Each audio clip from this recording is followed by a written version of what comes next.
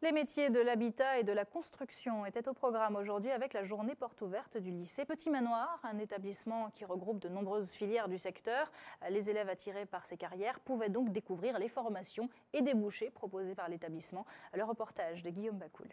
Tu es venu pour la journée porte ouverte ou tu es venu animer une section? Animer. Avec 3 de ses camarades, Jérémy est venu animer un atelier pour la journée porte ouverte de son lycée. Élève d'une section BTP menacée de disparition, il espère que son discours saura inspirer des vocations. Les profs, ils nous expliquent juste qu'est-ce que c'est, mais pour pouvoir connaître, c'est mieux de venir pour pouvoir comprendre ça, pour pouvoir peut-être aussi aimer ce qu'on fait. Menuiserie, plomberie ou encore pose de papier peint. Guidés par les élèves et les professeurs, les ateliers de démonstration ont vite conquis les visiteurs. Les parents n'ont d'ailleurs pas hésité à mettre la main à la pâte. Les autres sont plutôt bien. Donc quand tu as fini là, la partie que tu as... Mais l'objectif était avant tout de toucher les collégiens. En classe de 3e, Adeline envisage de suivre une filière technique l'an prochain.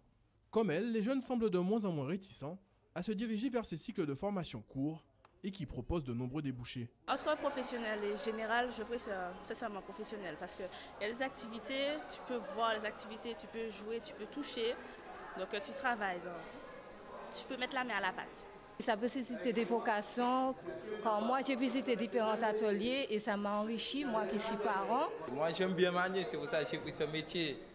J'aime bien souder. Et puis moi j'ai choisi ça parce que ça en ramène beaucoup d'argent. Dans ce choix, vous allez trouver toute la richesse et vous allez pouvoir vous épanouir et apprendre quelque chose. Nous sommes partis du principe qu'on construit sa maison, qu'on loge sa famille et que donc pour loger sa famille, il faut savoir faire un certain nombre de choses. Loger, nourrir sa famille, mais aussi confectionner à sa mère des petits présents. Je vais faire un balai pour vous. Oui.